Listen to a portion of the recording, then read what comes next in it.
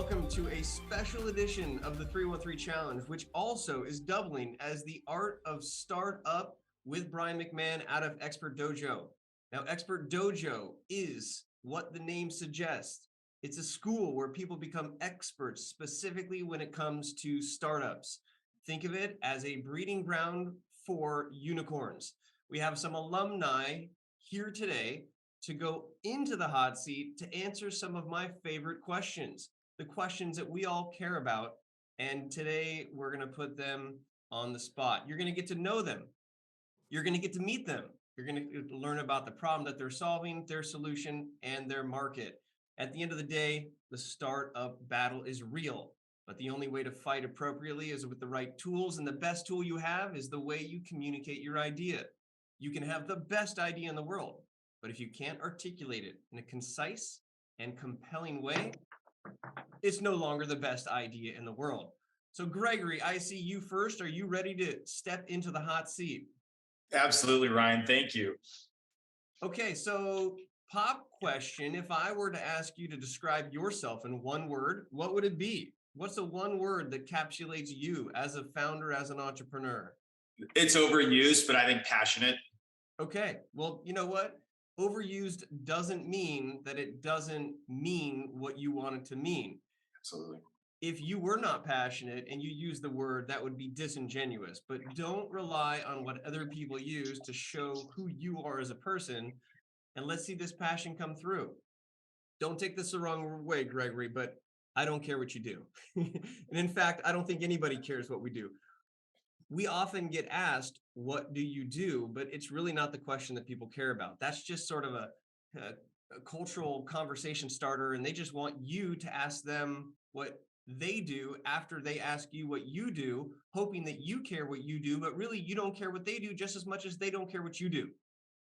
But what they do care about is the problem that you solve. So can you share with us the problem that you solve? Absolutely. We're solving the problem of complexity in healthcare in a very specific place. That's in the handoffs in healthcare, where patients are at high risk. Safety is an issue, cost is an issue, and that's the problem that we're passionate every day about solving.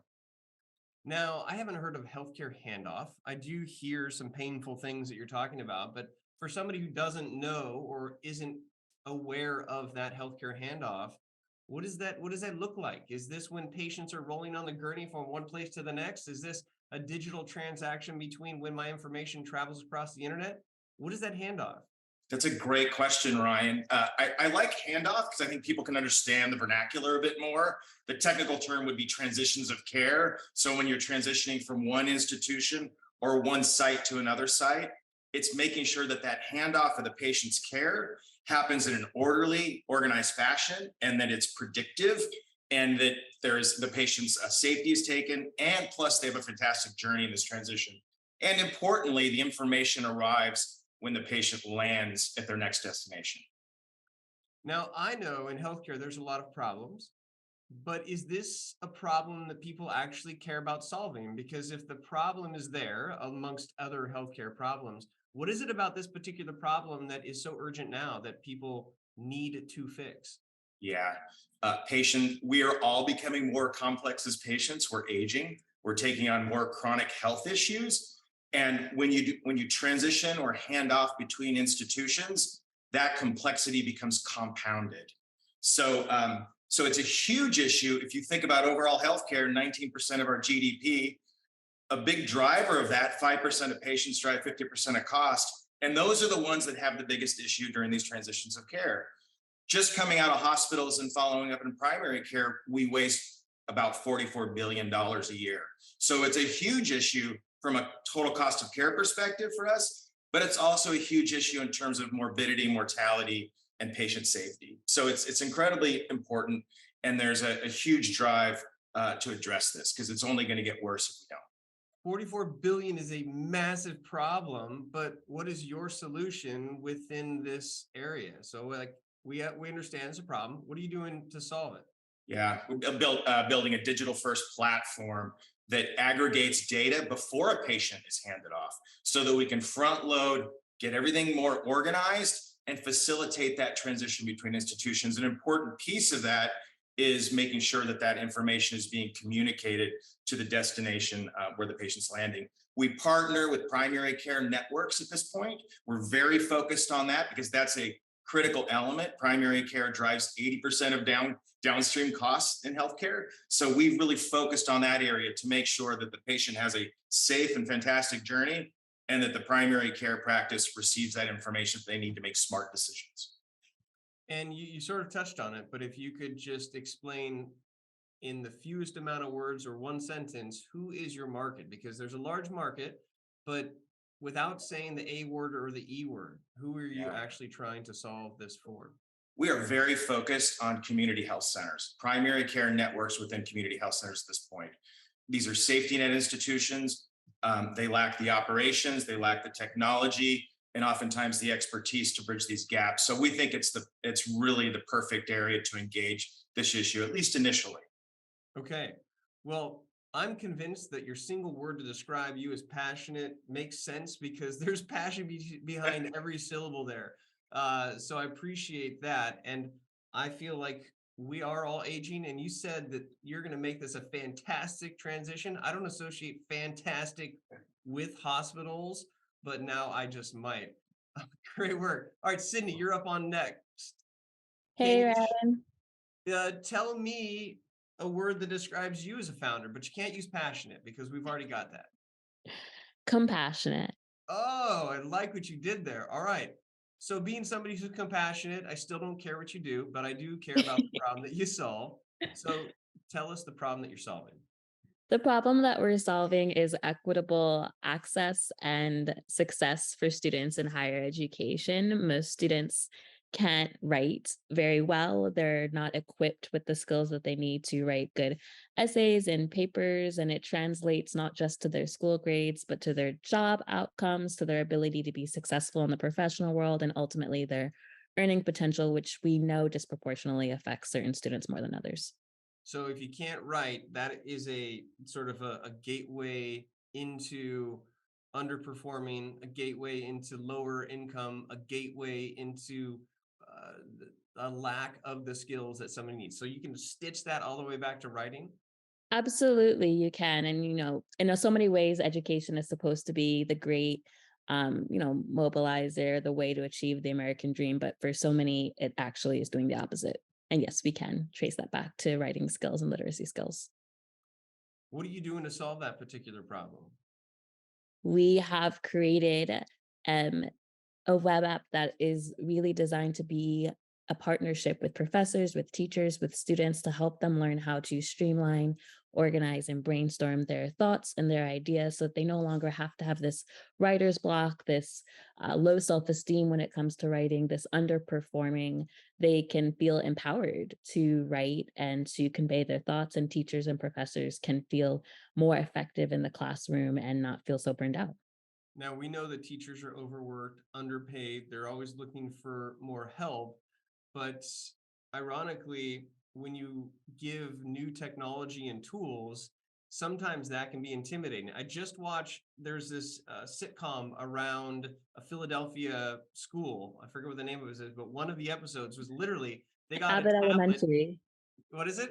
Abbott Yes, Elementary. yes. So there's actually an episode I watched just recently where they got this new innovative way to help students read more, but none of the teachers could figure it out. So they all cheated, they lied. Like the whole drama was around that.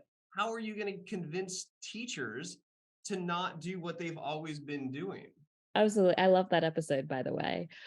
So one of the things we've intentionally done is we've created the software with teacher input, with surveys, with focus groups. A lot of ed tech platforms just create software in a vacuum and they say, hey, teachers, use this thing.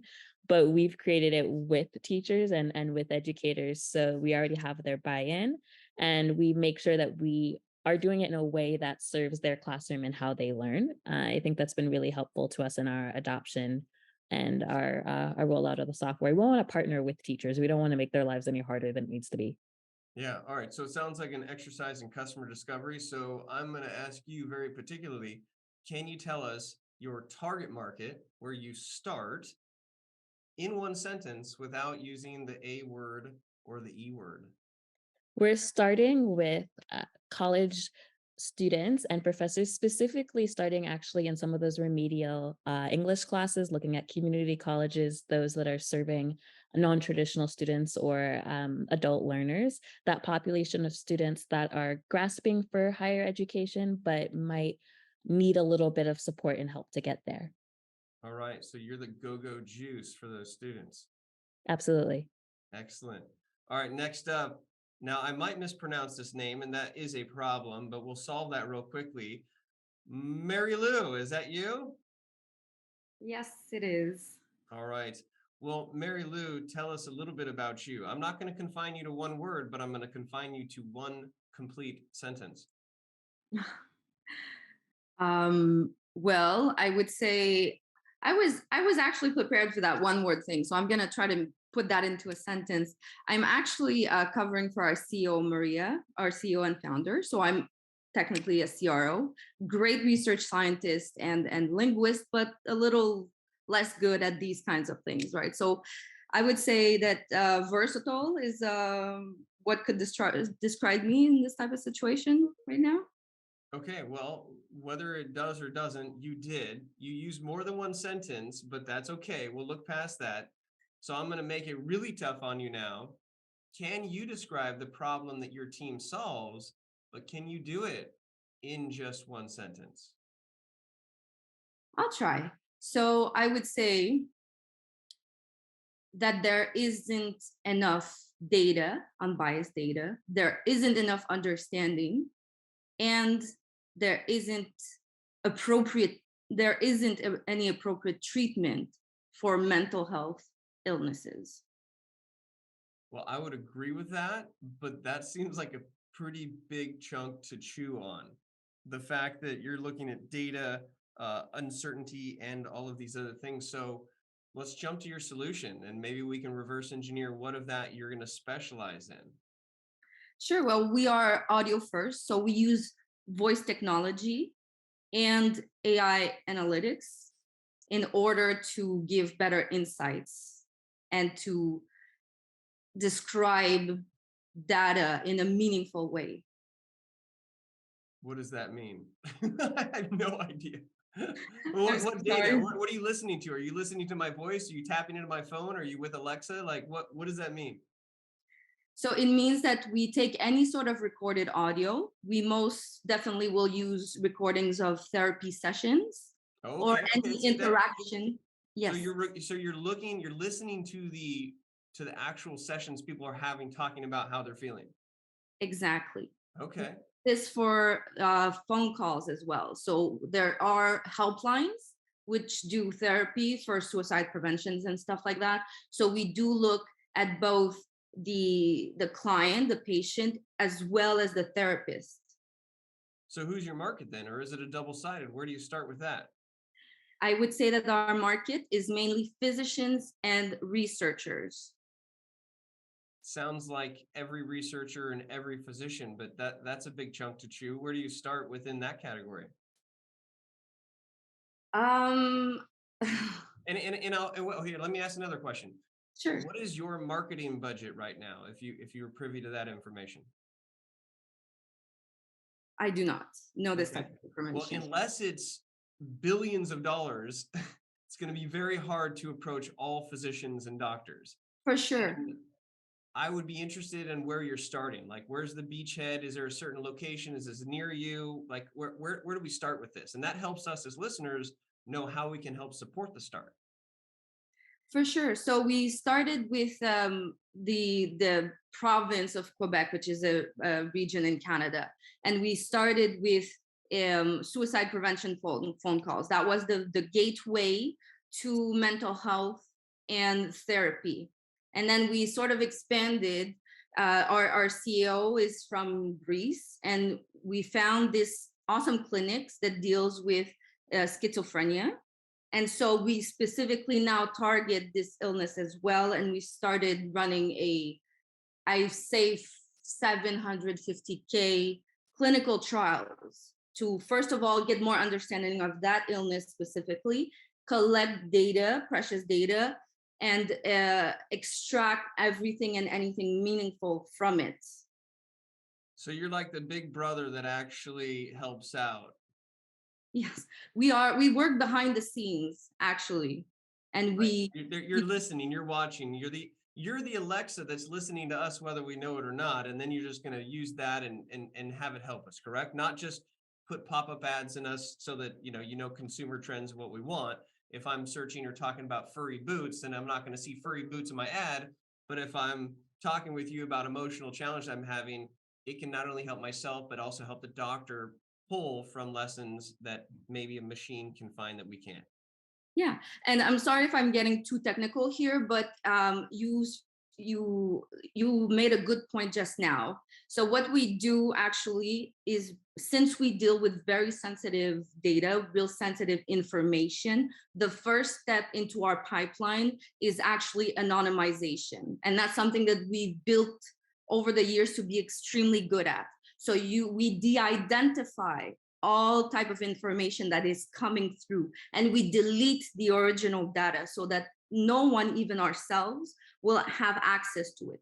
We replace sensitive information with tags and labels so that we can still understand it. So instead of having a name, there will be the label person or organization if something is mentioned, date, time also, and location. So there's no way of identifying, and therefore that is what allows us to have more data in mental health, because we've spoken to many different companies like Telos Health, and they cannot use their data. They have tons of data, they cannot use it because of this privacy and sensitive issue.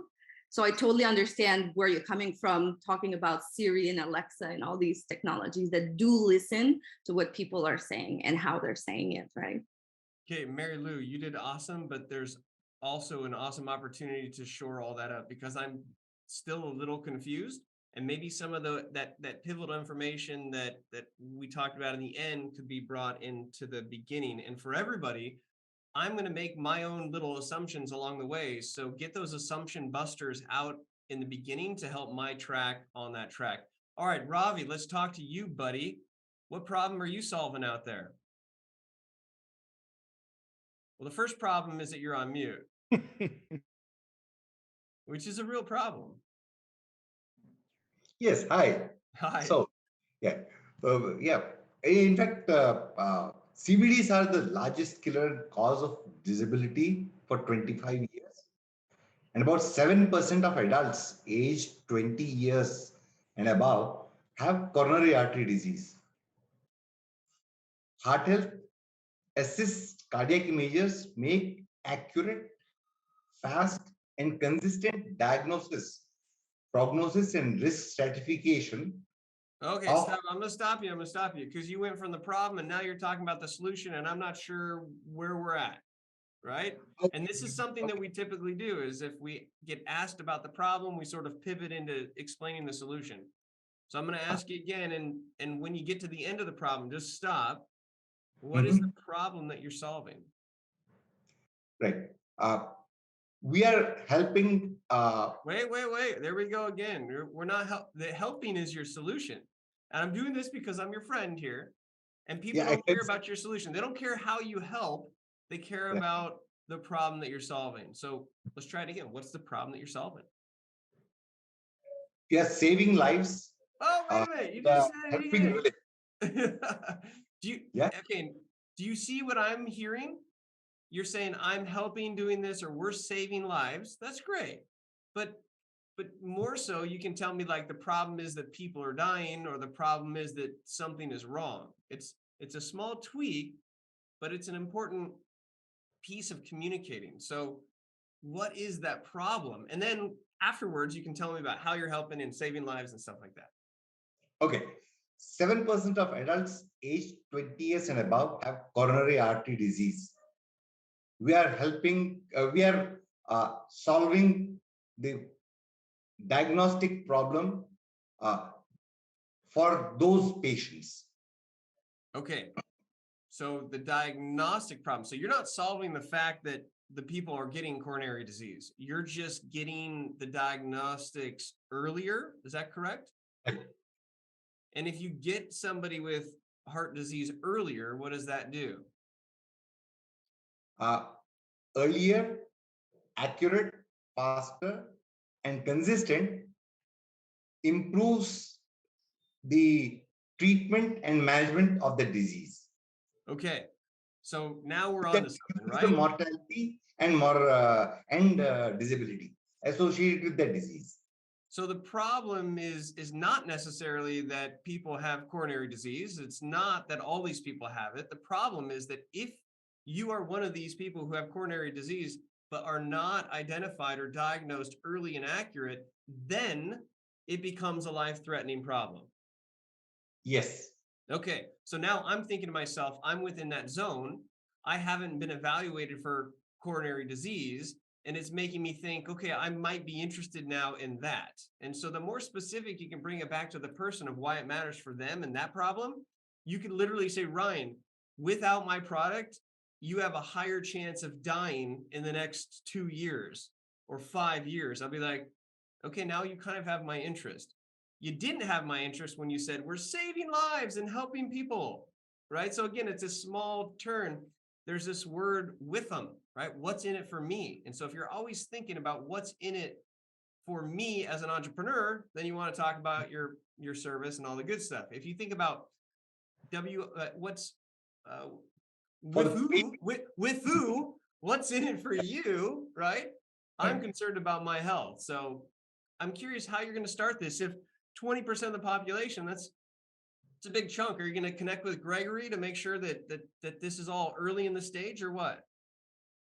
So so the screening, diagnosis, prognosis begins at the point of at the tertiary care today.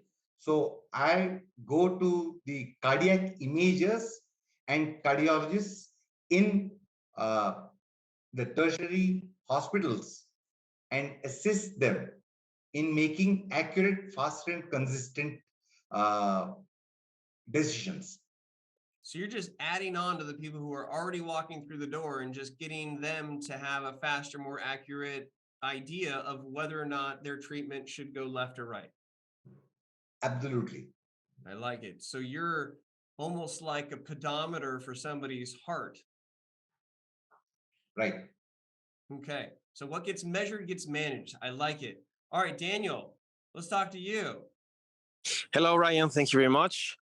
Well, the problem we are solving is that now the direct-to-consumer biosample collection kits are all over the place, right? So the main problem is like if you go to 23andMe, Ancestry, or any of these like 100 companies that just popped out during the pandemic, the problem is that once you put your biosample in the mail, or even if you interact with any laboratory, then you lose track. You don't know where your biosample is, what derived data has been extracted from it. And there are many questions, obviously, in terms of two things: privacy and data ownership. Those are the two main problems for the donor. Now, for the laboratories, because it's a triangle problem, the laboratories are dealing with fake data attacks or photoshops in their test lab results. Like during COVID-19, there was a time that 1 out of 5 certificates of results to COVID-19 were fake, to board trains, to board planes, and so on and so forth. So obviously, there's the need of proof of authenticity or proof of provenance of the data that laboratories create. And the last piece of the puzzle are researchers, right? Researchers need to train AI, as we were talking before, and they need authentic data. They need proof of consent. They need genuine, consented, and clinically proven data sets, right? So it's a matter of trust all over the place, and we are using that's the problem, and that we're trying to solve. Okay, well, what's interesting there, and this is for anybody listening, that was a very large chunk of information to take in. I actually was interested in the first few sentences that you had, and then my gut was to ask a few questions, but you just kept talking. And so, an overall note for people, it's not a bad idea to stop and check in because I almost forgot about what I was going to ask you initially because we just went through. And so, sometimes it's not even as much of whether you say the right information or not. It's about divvying up the dosage of information in a way that people can take it, especially if it's the first time. So I'm going to challenge you to tell me your solution in just one sentence because you kind of meddled it with your problem. But if you were to just have one sentence that somebody could hear about your solution, what would it be? Yeah, so we use blockchain technology to create consented biosamples and biodata for research. That's maybe the one sentence we are trying to accomplish. Okay. Well, very cool. Well, I think that the idea of verifying is important. I had no idea all these fake things were happening. And when I heard initially about the privacy and DNA, one of the reasons why I have not done 23andMe or whatever else is because I'm worried about where that goes in the world. So you kind of had me hooked there. And I think that might be a good hook because once you get into all this other stuff, it just becomes uh, the difference between what and how. So oftentimes, if I say, what is your solution? That could be a pretty simple high level, even saying something around like just the very tight. But then if I were to ask you how this works, then we're into this larger conversation. So don't make the mistake of answering a what question with a how answer, and it'll allow you to interact with people because a good conversation means both parties speak. And so you're obviously passionate about this and but that might come out in explaining how instead of some little check-in. So excellent work there. Chris, what's up Thank with you. you, buddy? How are you today? Ryan, how are you doing? You know, I love being in the hot seat with everybody. It keeps me on my toes and my tippy toes. And it just reinforces how important it is to spend quality time with people because just time sort of goes. And so I like this idea of quality time in a short amount of time so we can pick and choose the words we want to use and not use. So, Chris, what words would you choose to use to describe the problem that you're solving in the world?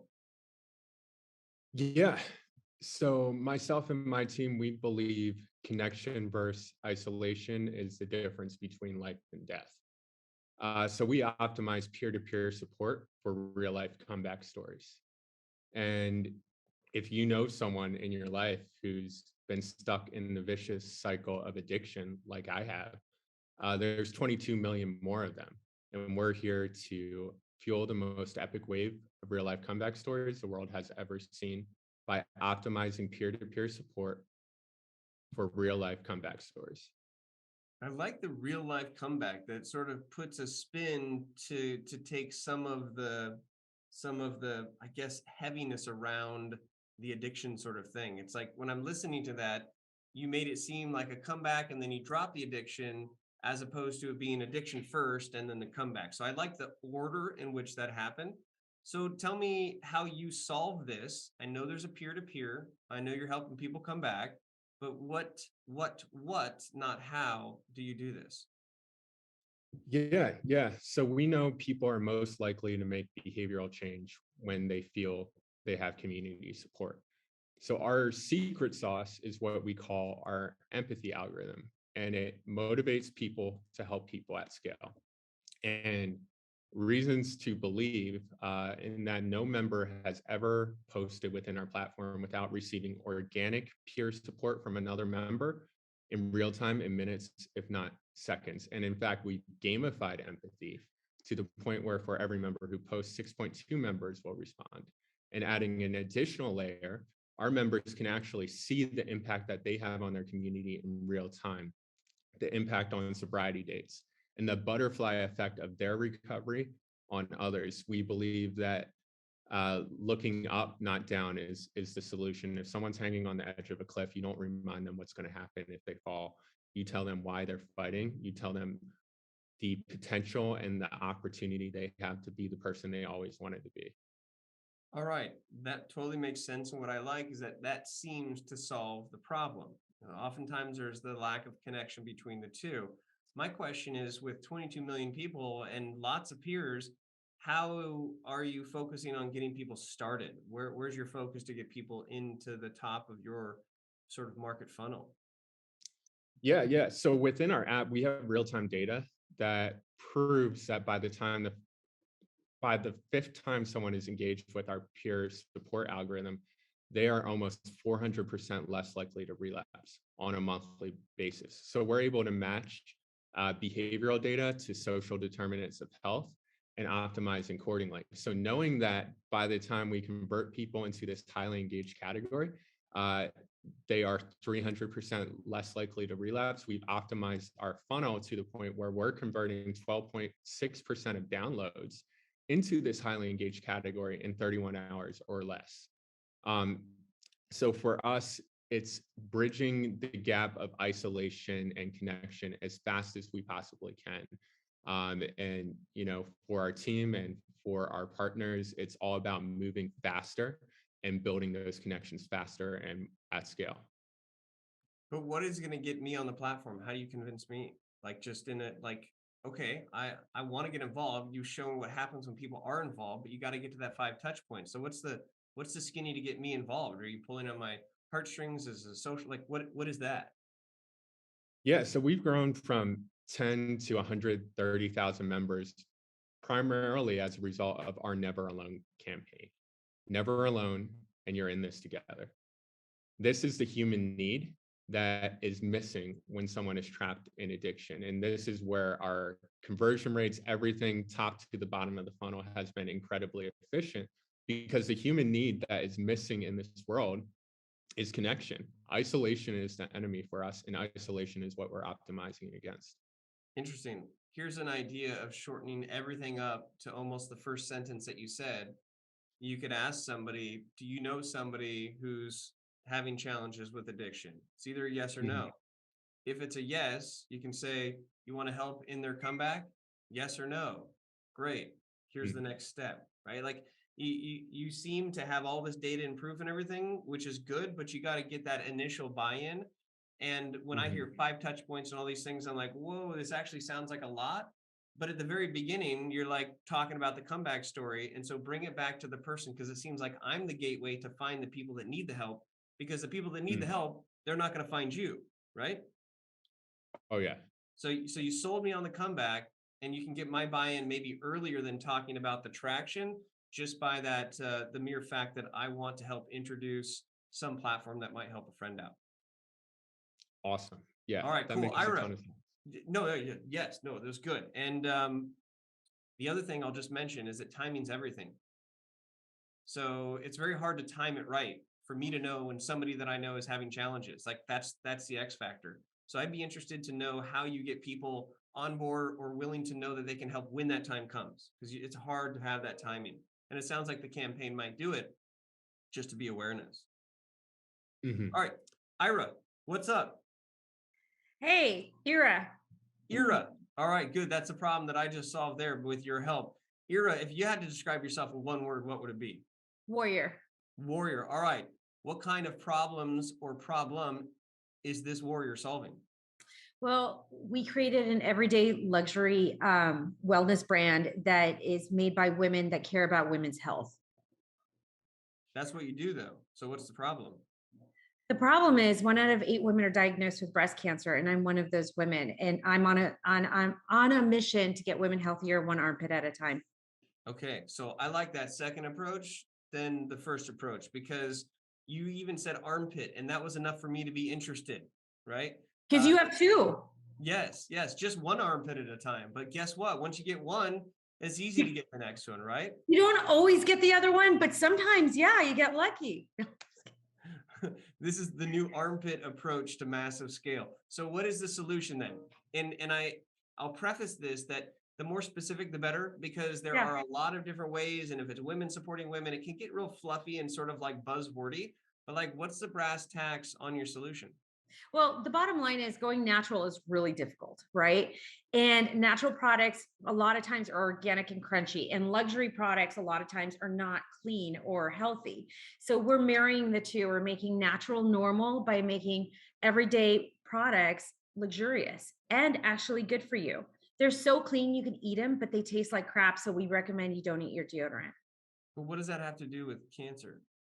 Well, when you get well, let me tell you what it has to do with cancer. So when I got breast cancer, one of the biggest things that they actually said to me was change the things that you put on your body, because your skin is your largest organ and it absorbs everything you put on it. And antiperspirant's actually a drug by the FDA. So if you're applying a drug on your body every single day right next to your breasts, 1 out of 8 women are diagnosed with breast cancer. I'm not touching it. And if I'm not touching it, my 3 daughters are not touching it, nor my friends. So I wanted to create a product where they didn't have to think about it. It was just really good and it was really nice and it actually worked and it was actually good for them and it didn't hurt them. So you got me most interested in that last part. So to be totally honest with you, the very beginning sounds very fluffy and buzzwordy about women helping women and cancer, and you're pulling the heartstrings. I'm like, okay. And then I got curious about the deodorant, but then when you explain your solution, I did not connect that solution with the problem. And only when you're like, well, I'll tell you, like deodorant is a drug. And if you have breast cancer, you should not be taking drugs unless they're prescribed. And this is something that's nuanced that people don't understand. And it accelerates to this and it does that. So I think there's a lot of stuff with your personal story, but there's this like wow factor of not necessarily this philanthropic people are helping people, but like, do you realize that there's a heightened sense of urgency for those with breast cancer to evaluate the drugs they're taking, including the drugs they put in their armpits? It's like, wait, what? So I think that could be an interesting, that's what had me most interested was towards the end with like the fact that that is a drug and that you're sort of helping to address that problem that is a problem that is for people with breast cancer, right? Initially, I thought maybe you're helping to solve breast cancer, but you're helping to make that process a little bit less painful or less problematic. Well, it's not for breast cancer patients. It's for everyone who's got armpit. I mean, it's for what, it's if you're for everyone, you're for no one. No. It's for women. It's specifically for women. We know our demographics, but it's really interesting to me because literally it's quit smoking, lower your drinking, lose weight, change your everyday products. Like it's in that, it's the craziest thing. It's right next to that, the lose weight and quitting smoking. So is this a product for somebody who doesn't have cancer? Yeah, absolutely. Okay, so see that I didn't get that. I'm letting you know that with the focus on cancer, I thought this was for cancer. And so I took myself out of the market. I took my wife out of the market because that might be something to stitch. Your personal story might be the gateway to the fact that we're all taking drugs under our armpits. And yes. I think that connection was lost. I really thought up until this moment that this was just for patients who had cancer. And there's something about having cancer and having deodorant. I thought that was a weird problem. So that would be something to stitch out. Now, you're communicating this, people hearing, it doesn't change anything about how amazing this is. It's just in how you might message it, because I didn't understand until the very end. Does that make sense? Yeah, no, absolutely. We're very careful about the cancer message because we're super careful about where we could say it or where we can't. So I just threw that in there as, you asked me the one question and as a warrior, and that's why. Yeah, no, you are a warrior. I can tell. And literally warriors these days have their words as weapons. And so just be careful, because as soon as you say something, people latch on to it.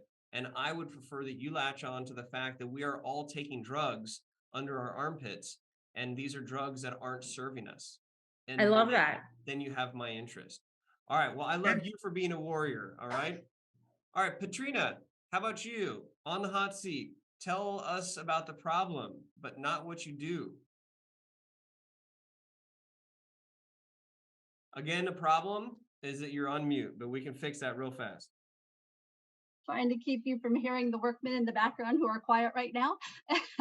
Well, go quick. Now's your time to strike. What problem are you solving?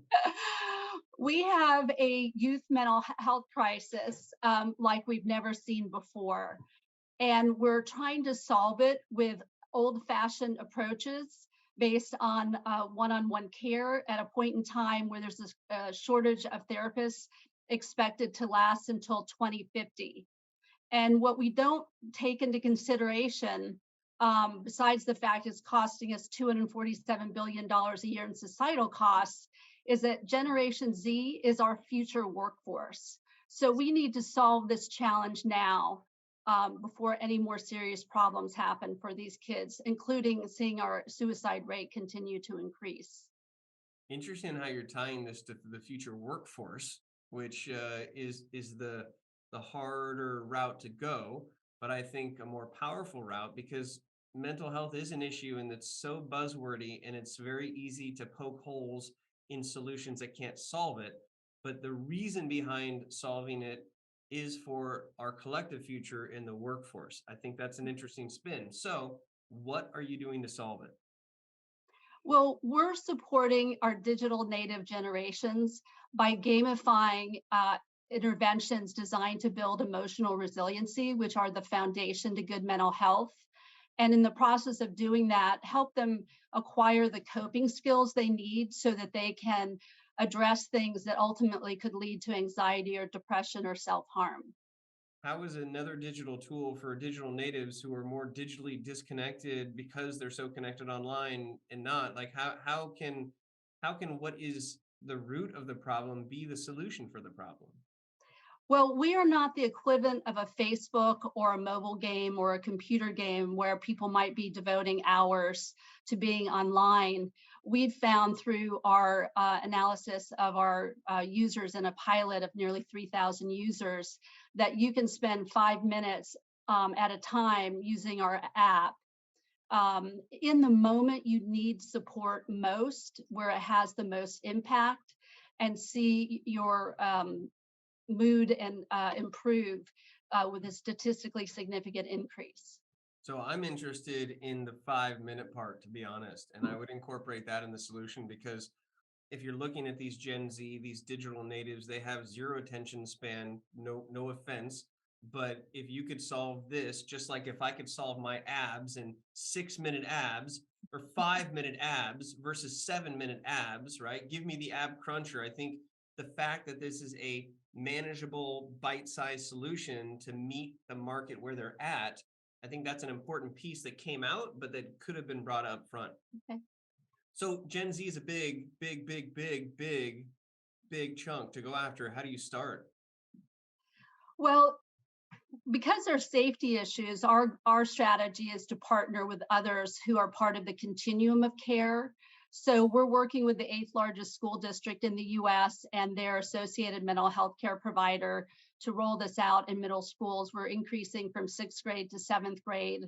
We're working with channel partners who are already selling either healthcare curriculum or SEL curriculum into schools to get there. And we're also in the process of engaging with children's hospitals to help kids who come into care, which is almost by definition a trauma event, so that they can manage their experience of being in a hospital for some sort of serious health concern. Okay, the last thing I'll leave you with is it's all about congruence. And so you say Gen Z. Brian, what age of people do you think of when you think of Gen Z? People who are younger than me. Not younger. Well, I just did a quick search and it's people from 10 to 25. Yet, Patrina, you're talking about like middle school and elementary school or something like that. Like very. So if your target is Gen Z, I feel like they're in high school. No, we're actually middle school. It is older, or I mean, middle school is hitting right about. We feel that our solution is effective from 9 to 19, and we're also reskinning our solution to solve for the challenges in colleges. So we will go to age 25 or however long it takes people to graduate from college these days. So we are looking exactly at the Gen Z age group. We actually are not that great for younger elementary school kids.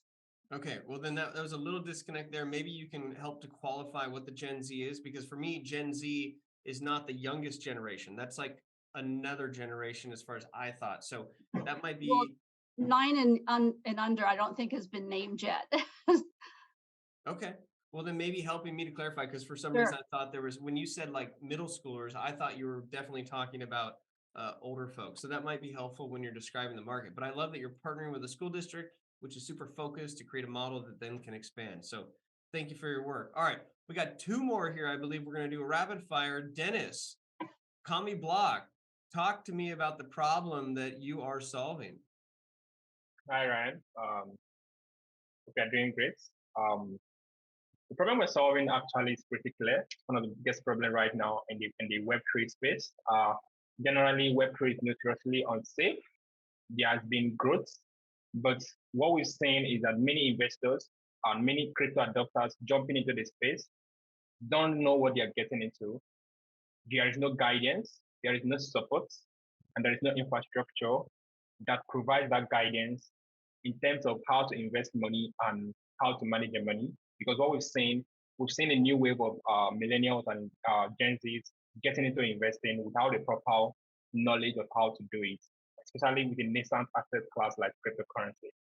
That is the problem that we are focused on, and that's what we are solving for the frontier markets, starting with Africa and Nigeria to be specific. Okay, how many sentences was that? I can't count. There's a few, right?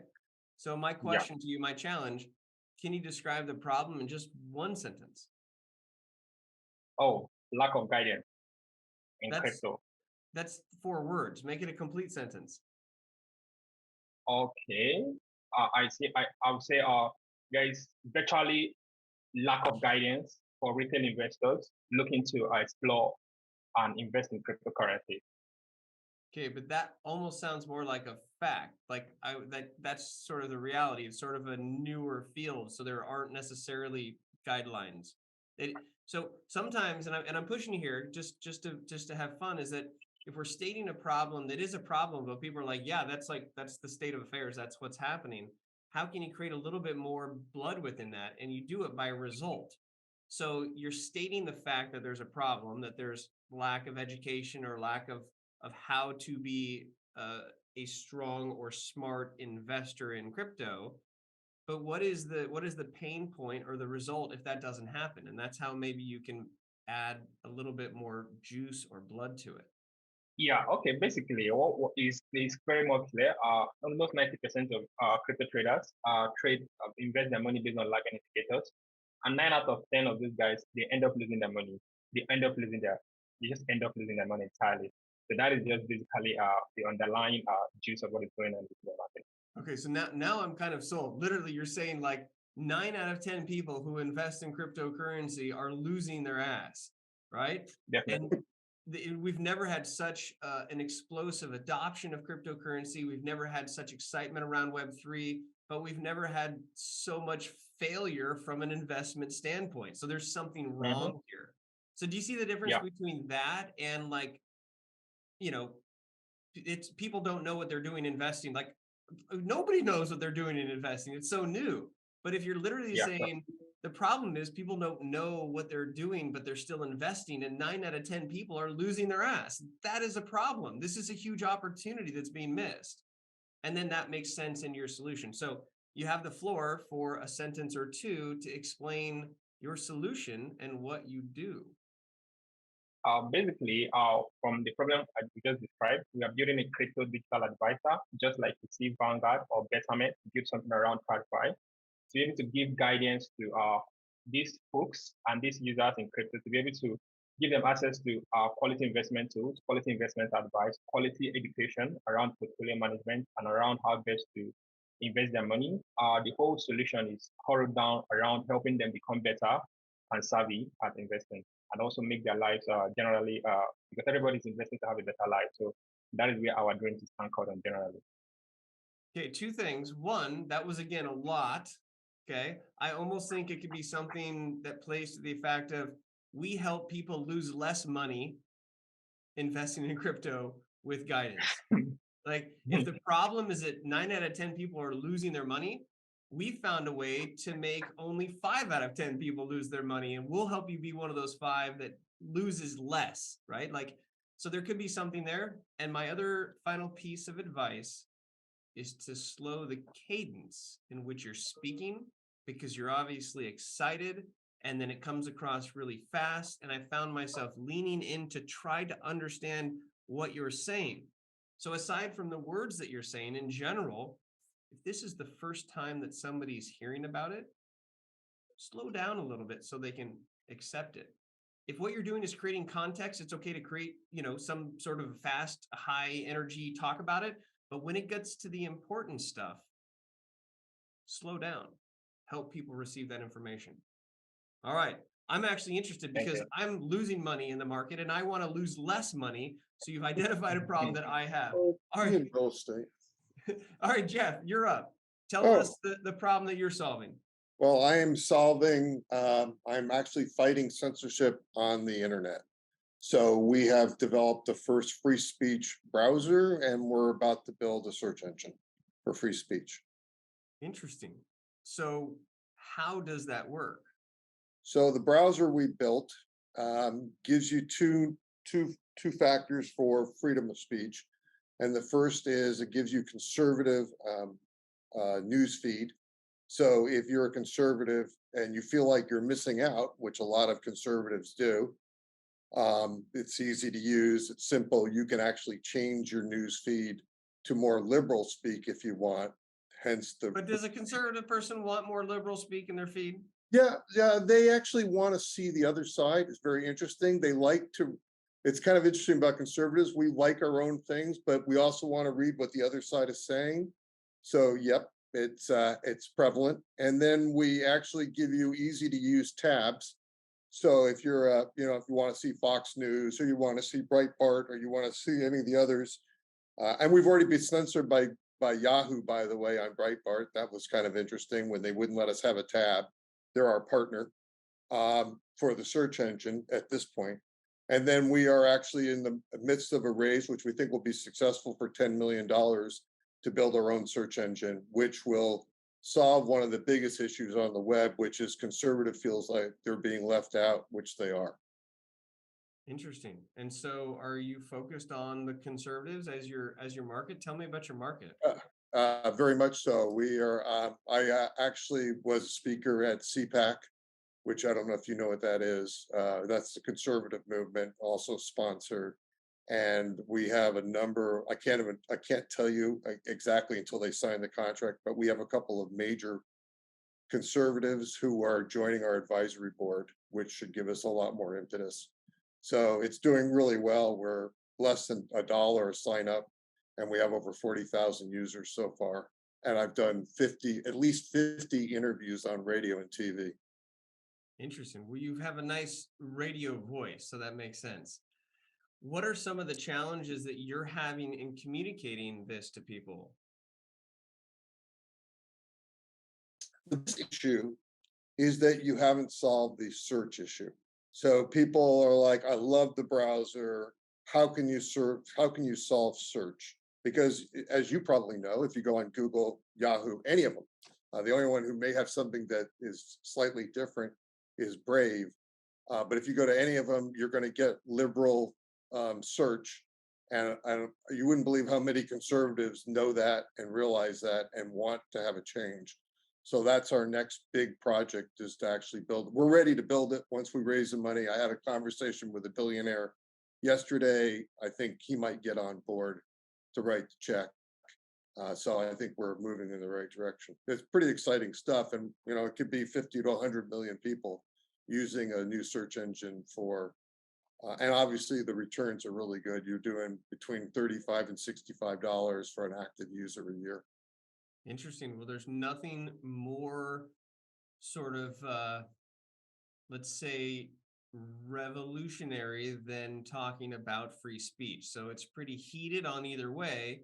And, you'll probably get just as many people pissed off as you will get people excited, which just sparks more attention to the fact of what really is free speech when it comes to the internet, to censorship. So I definitely think you're pulling on a thread that will get some attraction by the mere fact that there is tension on both sides. But if you're trying at the root to let both sides, or at least one side, have access to both, I would at the end of the day be interested in how much they are taking advantage of the other side, because it still seems like this could be seen as an echo chamber with an ability to see the other side. And that's where I would be interested, as somebody who's maybe not as conservative, to see how that model is really creating that free speech on both sides. So I think you're going to get people passionate about this one way or the other, which I think only adds to more eyes, to more ears, to more downloads, to more searches. And at the end of the day, the more we can help people become aware of the different sides, I think the better. Just one more point about this. The search engine envisioned, which we've already mapped out, will allow you as the user to decide what news feeds or what search you want to see. So if you're a liberal, if you hit the liberal button, you'll see all liberal search first. If you're a moderate, you'll see 50-50. And if you're to the right, you'll probably see 90-30 or 100% to your liking. And that way you can easily switch back and forth to see what other people are saying. So here's something to think about. You talk about free speech, but what you're really talking is about free search or free listening or free consumption. So that might be something to be played with, because you say free speech, but then you're literally saying you're putting people in these different buckets to have to only hear a certain voice. So to me, that doesn't sound like free speech.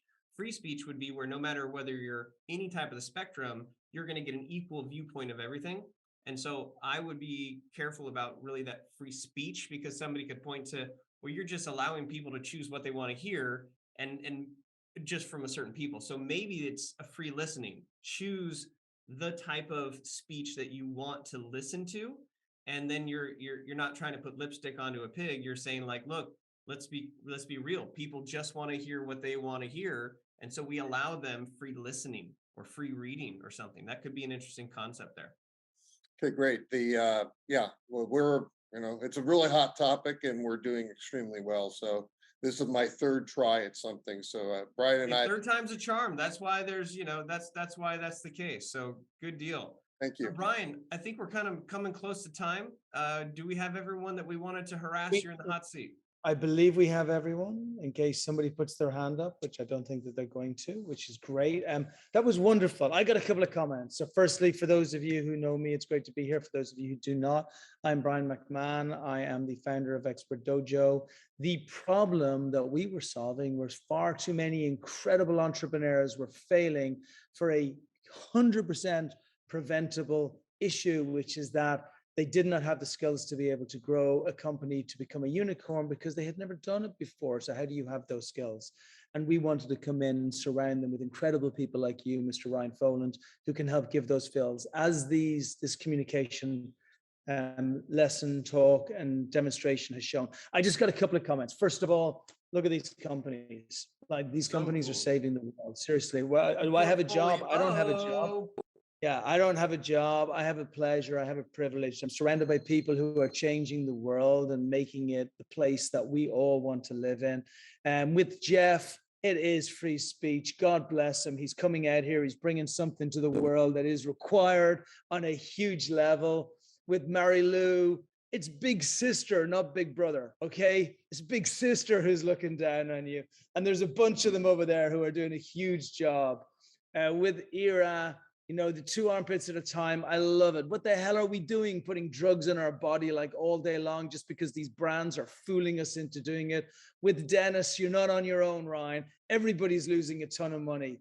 So you just got to look through it. And for like Daniel and Gregory and Patrina and Ravi, they're solving such huge problems in the healthcare space and ushering in a new world that literally all of us want to have here. So for me, it's a privilege to be a part of these people. I think it would be an outright sin to not facilitate every single one of them being able to build the companies and the audiences that the world are worthy of having. So I love the fact that you did this, Ryan. Thank you. I appreciate everybody joining us and being on this podcast so everybody can hear what you're doing. And I'm looking forward to getting it out there so folks can hear it.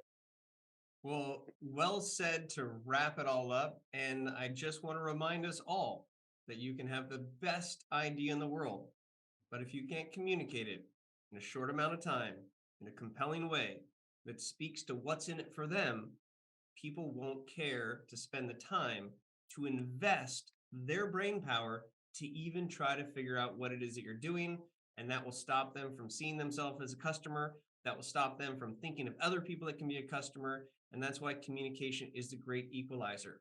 So don't forget, It's all about the words that you choose to use and the words that you choose to not use. Yes, sir, Brian. Hold on. I got something new. A late news flash that's just come in, right? But wait, there's more. There's more, right? And Ravi was so impressed, worried, thoughtful about the communication feedback that you gave that, and this is Heart Health Tech,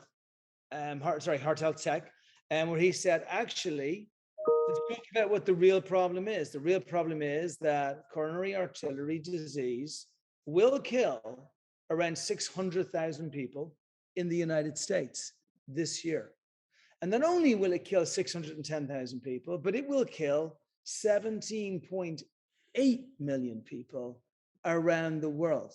And so here's the kicker, Ryan.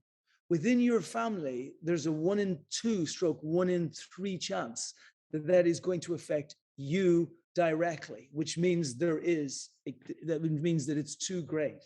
Their solution allows you to be able to diagnose the probability and potential of coronary artery disease earlier, which creates an opportunity for it to be entirely preventable. So in summary, it can save the lives of those people you love.